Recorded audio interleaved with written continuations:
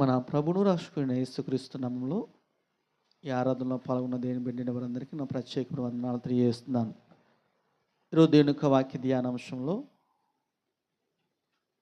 ఫలించెడి కొమ్మగా అవ్వటానికి యేసేపు యొక్క లక్షణాలు, ఫలించెడి కొమ్మగా మార్చబడడానికి యేసేపు యొక్క లక్షణాలు మనం ధ్యానం చేద్దాం. ఏ రీతిగా యేసేపు ఫలించెడి కొమ్మగా మార్చబడ్డాడు, మన జీవితంలో అతను ఉన్న లక్షణాలు అది పొందుకోవడానికి, ఆ వాగ్దానాన్ని సంపాదించుకోవడానికి ఏ రీతిగా ఆ వ్యక్తి ఫలించాడో మనం చూస్తే కనుక ఆదికాండము 49వ అధ్యాయము, ఆదికాండము 49వ అధ్యాయము 10వ వచనాన్ని మనం చదువుకుందాం.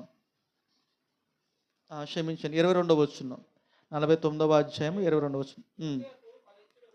యేసేపు ఫలించెడి కొమ్మ, ఓట యొద్ద ఫలించెడి కొమ్మ, దాని రెమ్మలు గోడ మీదకి ఎక్కి వ్యాపించిన. ఇక్కడ మనం చదువుకున్న మాటలు మనం చూస్తే కనుక యేసేపు ఫలించెడి కొమ్మ, అక్కడ అంటున్న మాటలు మనం చూస్తే కనుక ఓట యొద్ద ఫలించెడి కొమ్మ. యేసేపు ఫలించేవాడు, ఫలభరితమైన వ్యక్తి. అదే రీతిగా ఓట యొద్ద నిలిచి ఉండేవాడు. తన జీవితం ఫలభరితమైన వ్యక్తిగా మార్చబడ్డాడు. ఎందుకు దేవుడు యేసేపును ఫలించెడి కొమ్మగా మార్చాడు? అతనిలో ఏం చూసి ఫలించెడి కొమ్మగాను ఓట యొద్ద ఫలించే వ్యక్తిగా మార్చాడు? అన్నలందరూ ఉన్నారు, కానీ అన్నలందరిలో లేని ఆశీర్వాదము, అన్నలందరిలో లేని దీవెన యేసేపుకు ఇవ్వటం కారణం ఏంటి? ఎంతోమంది లేకపోతే తనకన్నా బలార్జులు, లేకపోతే తనకన్నా మంచి పేరు ప్రఖ్యాత కలిగిన వ్యక్తులు ఉన్నా సరే యేసేపుకు ఇచ్చిన వాగ్దానం, యేసేపు ఫలించెడి కొమ్మ, ఓట యొద్ద ఫలించేటివాడు. ఫలిస్తాడు. మరి ఇతను ఎక్కడ ఫలిస్తుంది అంటే ఓట యొద్ద. అతనికి ఒక ఓట ఉంది, ఆ ఓట యొద్దనే ఫలిస్తాడు. ఈరోజు నీవు కూడా ఫలిస్తావు. ఓట యొద్ద నువ్వు నిలిచుంటే నువ్వు ఫలిస్తావు. మనం ఫలించట్లేదు, నేను ఫలించట్లేదండి, నా జీవితం ఫలభరితంగా మార్చబడట్లేదు అనుకున్నప్పుడు ఆలోచించవలసింది ఏంటంటే, ఓట యొద్ద లేవు అంటే వాక్యము యొద్ద, లేకపోతే వాక్యమందు నువ్వు నిలిచున్నట్లేదేమో. యేసేపు ఓట యొద్ద నిలిచున్నాడు. యేసేపు ఓట యొద్ద అనగా వాక్యము దగ్గర నిలిచున్నాడు. వాక్యాన్ని అంగీకరించి నిలిచున్నాడు కాబట్టి తన జీవితం ఏమిటంటే ఫలించే వ్యక్తిగా మార్చబడ్డాడు. ఏ రీతిగా ఫలించాడో తన చరిత్రను, తన జీవిత చరిత్రలో మనం చూస్తే కనుక ఆదికాండం 37వ అధ్యాయము 2వ వచనంలో మనం చూస్తే కనుక ఆదికాండం 37వ అధ్యాయము 2వ వచనం.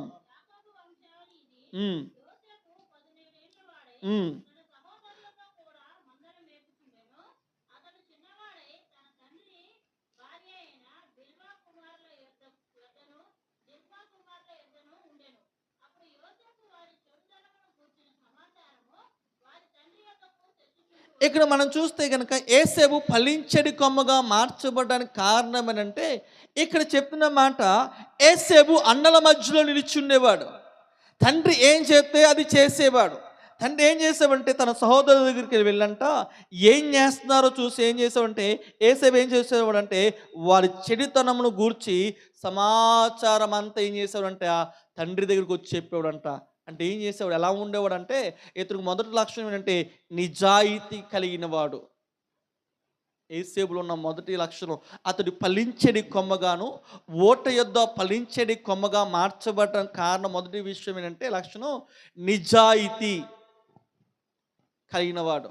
తండ్రి చెప్పాడు, అరే అన్నలు ఎలా ఉన్నారో తీసి చూసిరా, ఆ మందలు మేపుతున్నారు, అన్నలు మందలు మేపుతున్నారు, వారు ప్రయాణం ఎలా ఉన్నారు, మంచి ఆలోచన కలిగి ఉన్నారా, ఎలా ఉన్నారు, వారి బుద్ధి ఎలా ఉంది అని చూసినామంటే వీడు వెళ్ళి యేసేపు వెళ్ళి ఏం చేస్తాడు తెలుసా, అన్నలు ఏం చేస్తున్నారు, ఎలా ఉన్నారు చూసి ఈ విషయాన్ని ఎక్కడికి తీసుకొచ్చారో తెలుసా, తండ్రి దగ్గరికి వచ్చి యేసేపు అన్నాడు, నానా ఇదిగో అన్నలందరూ చెడు ఆలోచన కలిగి ఉన్నారు, చెడు తలంపులు, చెడు బుద్ధి కలిగి ఉన్నారు అని తండ్రి దగ్గరకు తీసుకొచ్చి చెప్పడం ప్రారంభించారు.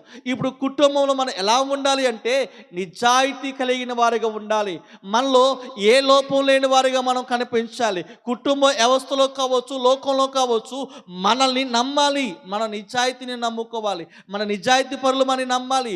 ఎందుకో తెలుసా, మనం చూసిన వారందరూ ఫలానా వ్యక్తి అని నిజాయితీ పరుడండి, యథార్థవంతుడండి, నమ్మకస్తుడని చెప్పుకోవడం ప్రారంభించాలి. ఇప్పుడు యేసేపు తండ్రి దృష్టిలో నిజాయితీగా ఉన్నాడు. అన్నలు ఏం చేస్తాడు, అన్ని విషయాలు పూసగుచ్చినట్టుగా తెలియజేసేవాడు తండ్రికి. అందుకనే యేసేపు ఫలించని కొమ్మగా మార్చబడ్డాడు. ఈరోజు వారు ఫలిస్తున్నారు, నేను ఫలించట్లేదు, వారు దీవించబడుతున్నారు, నేను దీవించబడట్లేదు అని నువ్వు అనుకుంటే గనక నీలో నిజాయితీ పరుడుగా, నువ్వు నిజాయితీగా దేవునిలో కావచ్చు, మనుషుల జీవితంలో కావచ్చు, నువ్వు నిజాయితీగా ఉన్నావా? ధనం విషయంలో కావచ్చు, తినే తిండి విషయంలో కావచ్చు, ప్రేమించే విషయంలో కావచ్చు, అన్ని విషయాల్లో నువ్వు నిజాయితీగా నిలుచున్నావా? ఒకవేళ లేకపోతే గనక యేసేపు లక్షణాల్లో మనం నేర్చుకోవాల్సిన మాట అదే. నిజాయితీపరుడుగా నువ్వు ఉండాలి, నిజాయితీపరురాలుగా నువ్వు ఉండాలి. ప్రతి విషయంలో, ప్రతి దానికి పిన్ టు పిన్ నువ్వు లెక్క అప్పచెప్పాల్సిన వారుగా ఉన్నావు. రూపాయే కదా అని దానికి, రూపాయే కదా అని దాని విషయంలో విడిచిపెట్టేయచ్చు కదా, రూపాయి కదా దాన్ని పట్టించుకోవాల్సిన అవసరం లేదు. కానీ నువ్వు అప్పచెప్పాల్సిన బాధ్యత దగ్గరికి వచ్చేసరికి రూపాయి కూడా నువ్వు నిజాయితీగా నువ్వు లెక్క అప్పచెప్పాలి. అలా అప్పచెప్పినప్పుడే నువ్వు అందుకనే యేసు ప్రభువు వారు తన లేకపోతే ఉపమానంలో ఒక మాట చెప్తారు. ఏమంటే ఒకరికి అంట 5 తలాంతులు ఇచ్చాడంట, ఒకడు 2 తలాంతులు ఇచ్చాడు, ఒక తలాంతు ఇచ్చాడంట. ఇస్తే కనుక వెళ్ళిపోయాడంట. తర్వాత మరుసటి రోజు వచ్చేసరికి 5 తలాంతులు 5 సంపాదించుకున్నాడు, 2 తలాంతులు 2 సంపాదించుకున్నాడు. ఒక తలాంతుడు ఏం చేశాడంటే భూమిలో పాతిపెట్టి ఒకటే ఇచ్చాడంట. అప్పుడు వచ్చి అంటున్నాడంట, 5 తలాంతుల దగ్గరికి వచ్చి అంటున్నాడు, ఏమంటే ఇదిగో నువ్వు 5 తలాంతులు ఇచ్చాను, 5 సంపాదించుకున్నావు, నువ్వు చిన్న దానిలోనే నమ్మకంగా ఉన్నావు కాబట్టి ఇదిగో నువ్వు విస్తారమైన వాటి మీద అధికారంగా ఉందో అని చెప్పాడు. 2 తలాంతుల దగ్గరికి వచ్చి నీవు 2 తలాంతులు 2 సంపాదించుకున్నావు, ఇదిగో ఈ చిన్న దాంట్లో నువ్వు నమ్మకంగా ఉన్నావు కాబట్టి నీకు అధికమైన వాటి మీద అధికారం ఇస్తానని ఆ అధికారి చెప్పడం ప్రారంభించి, 1 తలాంతుల దగ్గరికి వచ్చి ఇదిగో నీవు నమ్మకంగా లేవు, నువ్వు వేటిలో నమ్మకంగా లేవు, నిజాయితీగా లేవు కాబట్టి అతని దగ్గర నుంచి ఆ తలాంతుని తీసుకొని, నాణ్యం తీసుకుని 10 తలాంతు గలవాడికి ఇచ్చేసారంట. కారణం ఏంటో తెలుసా, వీళ్ళిద్దరూ నిజాయితీ పరులుగా ఉన్నారో ఈ ఒక్కడు మాత్రం నిజాయితీగా లేడు. ఈరోజు నిజాయితీగా నువ్వు ఉంటే కనుక నీవు ఆస్వాదించబడతావు, నువ్వు దీవించబడతావు. ఒక దైవజనుడు ఇలా చెప్తాను, ఆస్వాదించబడతాం ఏంటి? ఇల్లు కట్టుకోవడమా ఆస్వాదించబడతాము, లేకపోతే ఇవన్నీ కనుక్కుంటామని ఆశీర్వాదం కదంట. ఇది సంబంధమైనదంట. ఇదంట ఆశీర్వాదమే కానే కాదంట. నీ ఇది మనకు వచ్చిన ఇల్లు కట్టుకోవడం కావచ్చు, వస్త్రాలు కొనుక్కోవడం కావచ్చు, ఏదైనా కొనుక్కోవడము, ఇది నీ అవసరము అంటే ఇది పరసంబంధమైన ఆశీర్వాదం ఎక్కడ ఉంటుంది? నీ ఆశీర్వాదం ఎక్కడ ఉందో తెలుసా? పరలోకంలో ఉంటుందంట. నువ్వు ఇక్కడ నిజాయితీగా నువ్వు ఉంటే కనుక ఈరోజు నీకు కారు కావాలన్నా నీ అవసరాన్ని బట్టి దేవుడు నీకు అనుగ్రహిస్తాడంట. బండి కావాలంటే నీకు అవసరం బట్టి ఇస్తాడంట. నీకు వస్త్రాలు కావాలంటే ఆ వస్త్రాలు నీకు అవసరం, ఇది నీకు అవసరాలు కాబట్టి దేవుడు నీకు ఇస్తున్నాడు. ఇది ఆశీర్వాదం కాదంట. అందరూ అంటారంట, ఇగో కారు కొనుక్కున్నారు కదా, బండి కొనుక్కున్నారు కదా, దేవుడు మిమ్మల్ని ఆస్వాదించి ఏంటి ఆశీర్వాదం? ఒక దైవజనులు చెప్తున్నాడు, అయ్యా మంచి కారు కొనుక్కున్నావు 20 లక్షలు పెట్టి అని అంటే ఏంటి ఆశీర్వాదం? దేవుడు మీకు ఇచ్చాడు కదండి, ఇగో కారే కదని అంటే కారుకి ఒక రోజు అలాగే వెళ్తే కారుకి ప్యాచీ పడిందంట అని అంటున్నామంట. దేవుడిచ్చే ఆశీర్వాదం ప్యాచీ పడిద్దా? చెప్పండి. దేవుడిచ్చే ఆశీర్వాదం ప్యాచీ పడదు. దేవుడిచ్చే ఆశీర్వాదంలో ఎక్కడ ప్యాచీలు ఉండవు. ఇది ఆశీర్వాదం కాదు, ఇది నా అవసరం. నా అవసరాన్ని తీర్చాడు దేవుడు. దేవుడు అవసరాలు ఇస్తాడు, కానీ ఆశీర్వాదము నీలోనే దాగినంటే నువ్వు ఎవరినైతే ఆస్వాదిస్తావో వారు ఆస్వాదించబడతారు. అంటే ఆశీర్వాదం నీలో ఉంది. ఈ ఆశీర్వాదం ఎక్కడ ఉంటే పరలోకంలో నిలిచి ఉంటుంది. అందుకని అంటున్నాడు, నువ్వు ఎలా ఉండాలి తెలుసా? నిజాయితీగా నువ్వు ఉంటే కనుక నువ్వు అనేకులను ఆస్వాదించే వ్యక్తులుగా నువ్వు మార్చబడతావు, అనేకమైన దీవించే వ్యక్తులుగా నువ్వు మార్చబడతావు. అనేకమంది దీనస్థితిలో ఉన్నవారు నువ్వు ఆస్వాదించగా సంపన్న స్థితిలో మార్చబడతారు. వారి దరిద్రం పోయింది, వాళ్ళు ఎలా ఉంటారో తెలుసా? దీవెనకరమైన వ్యక్తులుగా మార్చబడతారు. అందుకనే మనం ఎలా ఉండాలి తెలుసా? ఆశీర్వాదానికి కర్తగా మార్చబడాలంటే నువ్వు ఎలా ఉండాలంటే నిజాయితీ పరుడుగా, నిజాయితీ పరురాలుగా నువ్వు నిలబడాలి. అందుకని యేసేపులో ఉన్న లక్షణము, అన్నలు ఎలా ఉన్నారో అన్నింటినీ నిజాయితీగా నిలబడ్డాడు. దేవుని ఎదుట నిజాయితీపరుడుగా నిలబడ్డాడు. తండ్రి ఎదుట నిజాయితీపరుడుగా, ఈరోజు నిజంగా నేను నిజాయితీపరుడుగా ఉన్నానండి, నేను నిజాయితీగా ఉన్నానండి, దేని విషయంలో నాలో లోపం లేదు అని అనుకుంటే కనుక మంచిదే.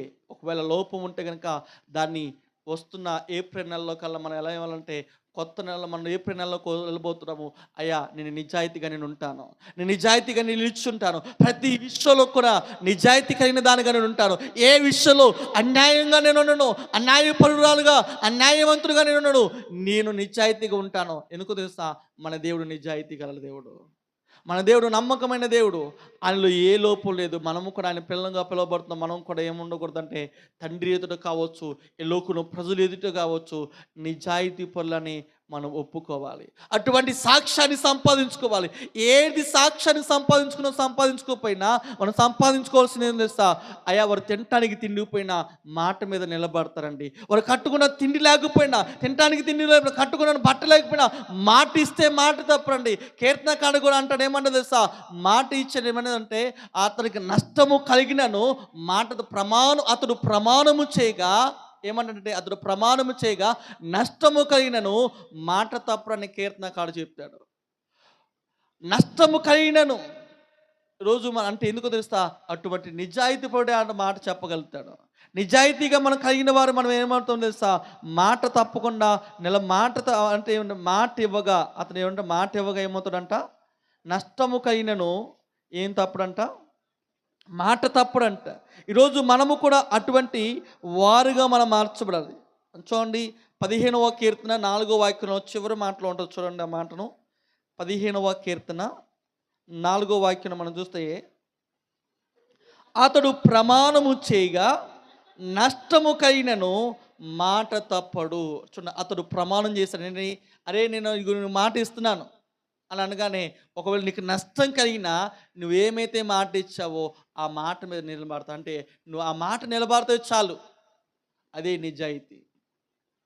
యేసేపు కూడా అటువంటి నిజాయితీ పరుడుగా ఉన్నాడు. అందుకని ఫలించడి కొమ్మగా మార్చబడ్డాడు. రెండవదిగా ఎలా ఉన్నాడో మనం చూస్తే కనుక 39వ అధ్యాయం ఆదికాండము 39వ అధ్యాయము 9వ వచనంలో మనం చూస్తే కనుక, ఆదికాండము 39వ అధ్యాయము 9వ వచనంలో మనం చూస్తే,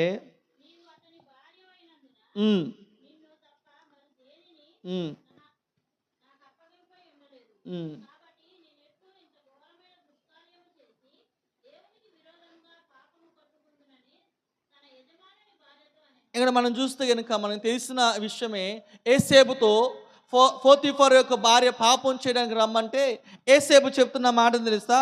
ఇదిగో యజమానుడు నాకు సమస్తం మీద అధికారం ఇచ్చాడు, కానీ నీ మీద నాకు అధికారం లేదు.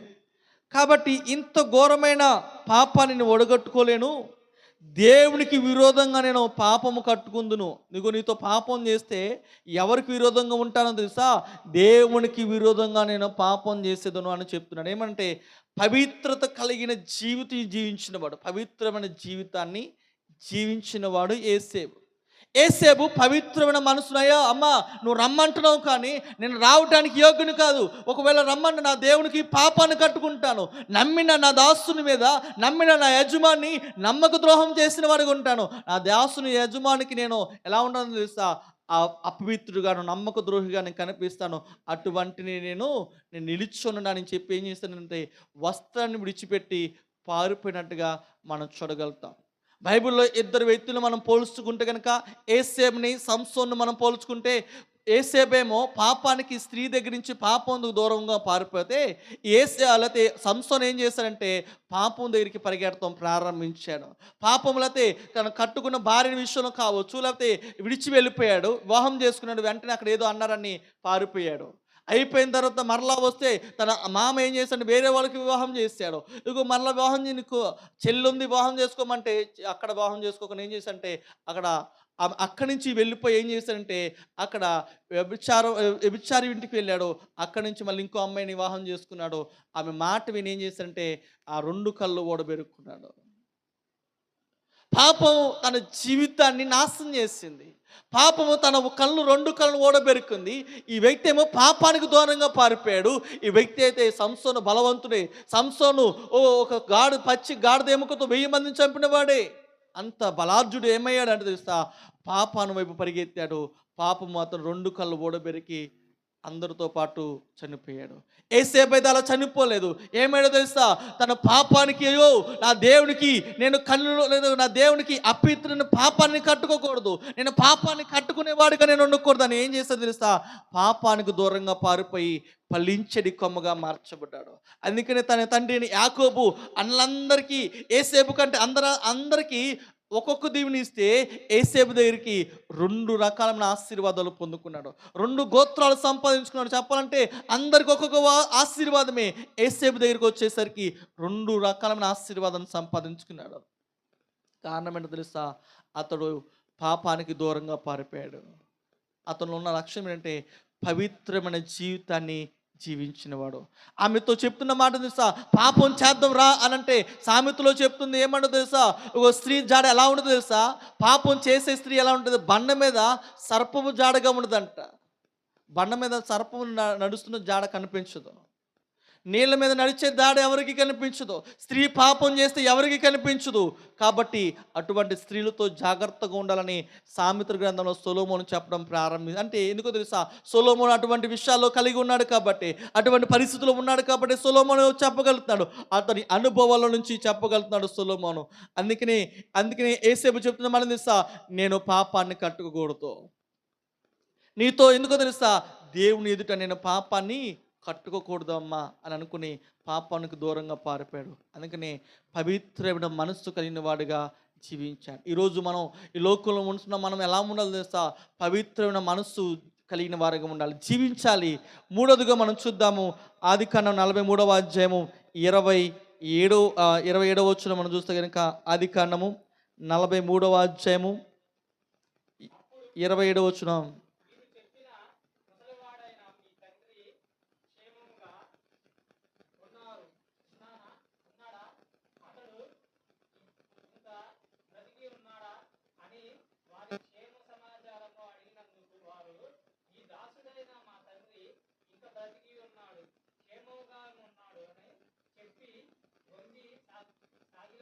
ఇక్కడ మనం చూస్తే కనుక 3.5 అక్కడ 7 సంవత్సరాలు కరువు దినాల్లో ఫరో దగ్గరికి వెళ్ళయ్యా నా తండ్రి బతికి ఉన్నాడు అని ఏం చేస్తే తండ్రిని పిలిపించుకోవడానికి ఆ ఫరో దగ్గరికి వెళ్ళి అడగడం ప్రారంభించాడు యేసేపు. నేను చూస్తే కనుక అప్పుడు ఫరో అన్నాడు, ఇంకా నీ తండ్రి ముసలివాడైన తండ్రి ఇంకా బ్రతికే ఉన్నాడా, క్షేమంగా ఉన్నాడా అని అడుగుతున్నప్పుడు, అయ్యా నా తండ్రి ఇంకా బ్రతికే ఉన్నాడు అని సాష్టాంగ పన్నాడు. అంటే ఇక్కడ మనం చూస్తే కనుక యేసేపులో ఉన్న 3వ విషయాన్ని మనం చూస్తే ఎలా ఉన్నాడంటే, తన కుటుంబం పట్ల బాధ్యత కలిగిన వ్యక్తిగా ఉన్నాడు. ముసలి ప్రాయం వచ్చినప్పుడు విడిచిపెట్టలేదు. ఏం చేయలేదు, విడిచిపెట్టలే.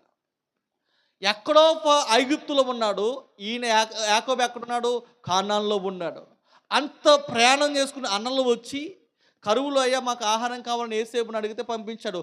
అన్నలారా నేనే మీ తమ్ముడని చెప్పాడు. ఇప్పుడు నా తండ్రిని తీసుకురానంటే ఇప్పుడు చెప్తున్నాడు మాట.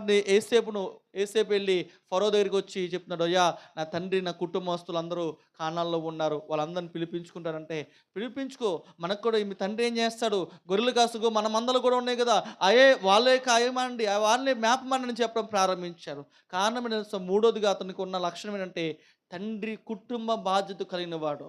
తండ్రి కరువులో ఉంటే, తండ్రి కుటుంబం కరువులో ఉంటే కనుక ఆ కరువును చూస్తూ ఆనందించట్లేదు. అయ్యా అధికారితో చెప్తున్నాడు, తన రాజుతో చెప్తున్నాడు, నా కుటుంబాన్ని అయ్యా కరువులో ఉందయ్యా అని చెప్తే, యేసేపు మీద ఉన్న ఆ ప్రేమను బట్టి ఏం చేస్తాడు తెలుసా, యాకోబును ఐగుప్తుకు తీసుకొచ్చాడు. అంటే ఇతను ఉన్న 3వ లక్షణం ఏంటంటే కుటుంబం పట్ల బాధ్యత, తండ్రి పట్ల బాధ్యత. ముసలి ప్రాయంలో ఫరో అంటున్నాడు, నీ ముసలివాడైన తండ్రి ఇంకా బ్రతికి ఉన్నాడా అంటే, అయ్యా ఇంకా బ్రతికే ఉన్నాడు, కరువులో ఉన్నాడయ్యా అని చెప్పినప్పుడు, ఇప్పుడు సరే అయితే వాళ్ళని ఎక్కడ పెడతావు అని అంటే, యేసేపు అప్పుడు ఫరోతో చెప్తే, అయ్యా పలానా ప్రాంతంలో అని పెడితే కనుక ఎక్కడ నీళ్ళు దొరకపోయినా యాకోబు నిలుచున్న ప్రాంతం అంతా ఎప్పుడు పచ్చగానే ఉంటుందంట. అంటే తండ్రి కుటుంబాన్ని ఎక్కడ పెట్టాడో తెలుసా, సమృద్ధి గల ప్రదేశంలో పెట్టాడు. కరువులో నుంచి తీసుకొచ్చి ఎక్కడ పెట్టాడంటే సమృద్ధి గల ప్రదేశంలో యేసేపు తన తండ్రిని పెరగడం ప్రారంభించాడు.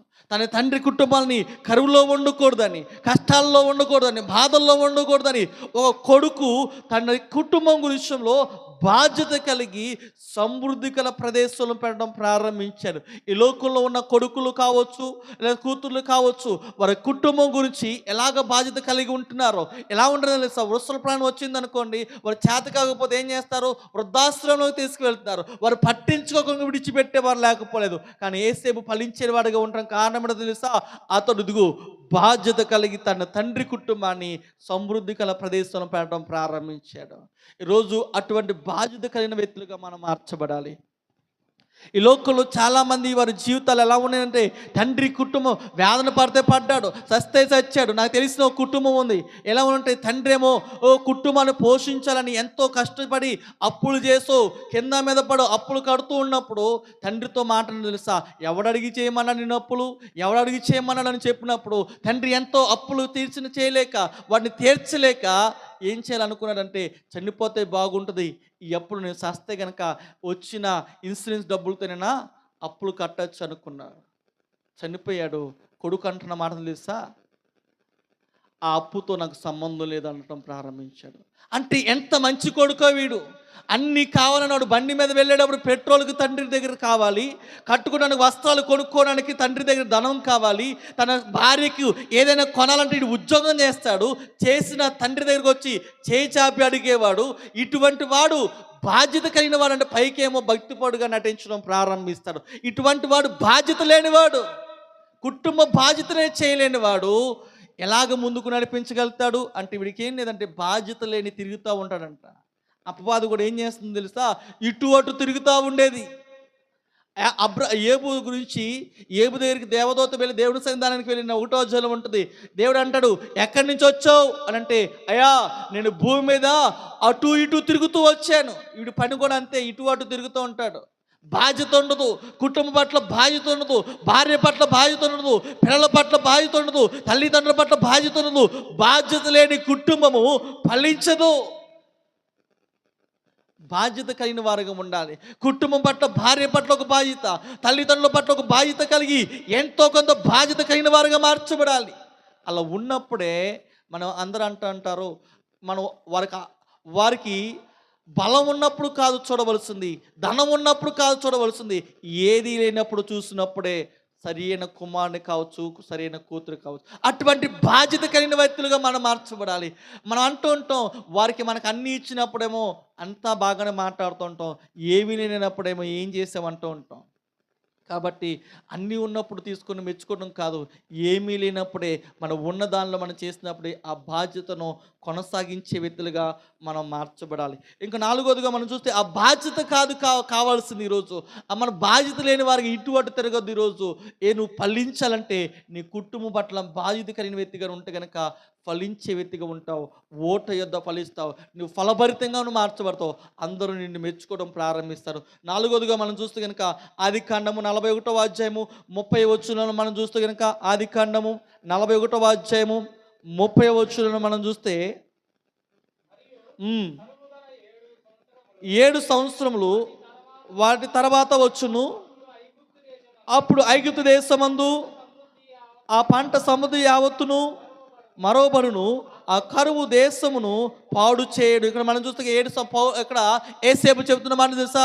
ఫరోతో చెప్తున్నాడు, అయ్యా నీ కళ వచ్చింది, కలభావం చెప్తున్నాడు. మనకు తెలిసిన విషయం ఏమంటున్నాడంటే, అయ్యా 7 సంవత్సరాలు విస్తారమైన ఆశీర్వాదం ఉంటుంది, మరొక 7 సంవత్సరాలేమో కరువు ఉంటుంది.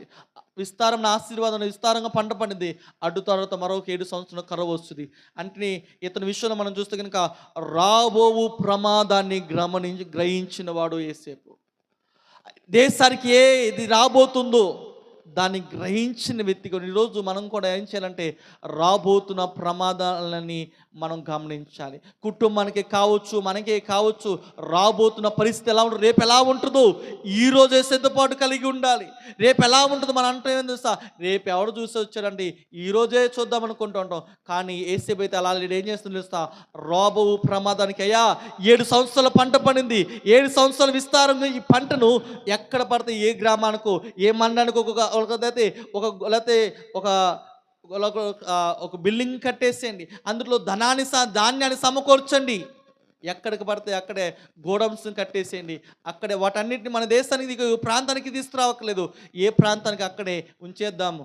అక్కడ కరువులో ఉన్న ప్రజలను పోషిద్దామని చెప్పినప్పుడు అతడు చెప్పిన ఆలోచనకి ఏమని చెప్తున్నాడో మనం చూస్తే కనుక అక్కడ ఫరో ఏం చెప్తుందంటే, ఇతను వంటి దేవుని ఆత్మ కల నరుణ్ణి మనము కనుగొనగలమా అని అంటాడు ఫరో. అంటే రాబోతున్న ప్రమాదాన్ని గ్రహించిన వాడు ఆ ప్రమాదాలని ఎలాగ దాటాలో ఆలోచన ఇచ్చిన వ్యక్తి యేసేపు. ఈరోజు మనం ఎలా ఉండాలంటే రాబోతున్న ప్రమాదాలని మన కుటుంబ వ్యవస్థలో ఆర్థికంగా కావచ్చు, మానసికంగా కావచ్చు, రాబోతున్న ప్రమాదాలని ఎలాగ తప్పించుకోవాలో గ్రహించగల మనసును మనం కలిగి ఉండాలి. ప్రతి వ్యక్తి చిన్నల కానించి పెద్దల వరకు మనం గ్రహించుకునే మనసు కావాలి ఈరోజు. ఆ మనసు లేకపోతే గనక మనల్ని ఎవరు మనల్ని పట్టించుకోరు. ఒక లోకంలో ఒక మనిషిగా మనకు గుర్తింపు ఉండదు. ఒక మనిషిగా ఎందుకో తెలుసా, గ్రహింపు లేకపోతే ప్రమాదాలని ఏ రీతిగా దాటాలో, వస్తున్న ప్రమాదాలని ఏ రీతిగా దాటివేయాలో ఆ గ్రహింపు లేకపోతే కనుక ఎవరు మనం పట్టించుకోరు.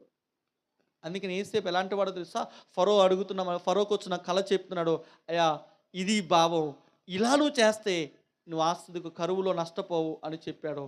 అందుకని ఫరో చెప్తున్న మాట, అగు ఎత్తున వంటి దేవుని ఆత్మ నరుణ్ణి కనుగొనలేమని చెప్తున్నాడు. ఈరోజు మనం అటువంటి వరగా రాబోతున్న ప్రమాదాలని మనం గ్రహించేవారుగా మనం చివరిగా మనం చదువుకుందాం. ఆదికాండం 45వ అధ్యాయము 15వ వాక్యాన్ని మనం చదువుకొని మనం ముగించుకుందాం. ఆదికాండము 45వ అధ్యాయము 15వ వచనం.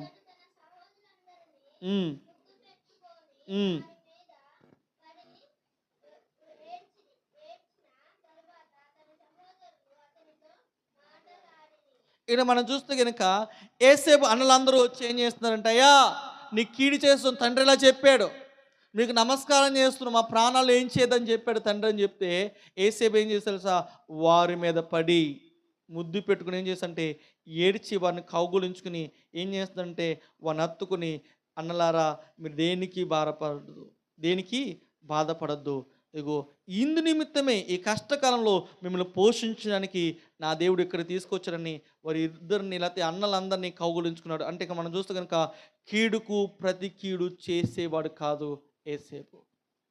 కీడు చేసినా ఏం చేయలేదంట అన్నలకి, ప్రతి కీడు చేయకుండా అతను హత్తుకుని ఏడిచి, అన్నలారా మీరు దేనికి భయపడద్దు, మీరు కీడు చేశారనేది చల్లంచొద్దు, దేవుడు మిమ్మల్ని ఆ రీతిగా మీరు వాడుకున్నాడు, ఇగో ఈ స్థాయిలో నేను ఉన్నానంటే ఒకవేళ మీరు దేవునికి ప్రణాళిక ఇది కాబట్టి కీడుకు నన్ను నాశనం చేశారు, తండ్రికి దూరం చేశారని నన్ను దేనికి భయపడద్దు, కానీ మనల్ని బలపరచడానికే, మన కుటుంబాన్ని స్థిరపరచడానికే అని చెప్పి వారిని బలపరిచి వారిని ఓదార్చి వారి ప్రాంతంలో కావాల్సిన అవసరాన్ని తీర్చిన వ్యక్తిగా ఉన్నాడు యేసేపు. కారణం అంటే అన్నలందరూ ఉన్నారు 10 మంది, కానీ 10 మందిని పోషించిన వ్యక్తి ఎవరో తెలుసా, యేసేపు. 10 మంది కీడు చేశారు, 10 మంది యేసేపు మీద నాశనం చేశారు. యేసేపు నీళ్ళు లేని బావిలో పడేశారు ఒకే ఆలోచన కలిగి, ఇష్మాయిల్కి అమ్మేశారు. కానీ యేసేపు మాత్రం అన్నల మీద పగ పెట్టుకోలేదు.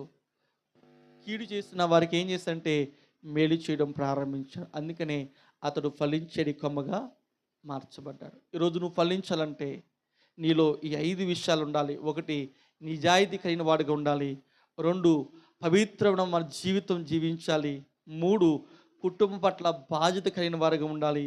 4 రాబో ప్రమాదాన్ని గ్రహించే వారంగా ఉండాలి. 5 కీడుకు ప్రతి కీడు చేయక నువ్వు నిలిచి ఉంటే గనుక నువ్వు బహుగా ఫలించే వ్యక్తులుగా దేవుడు చేయునుగాక.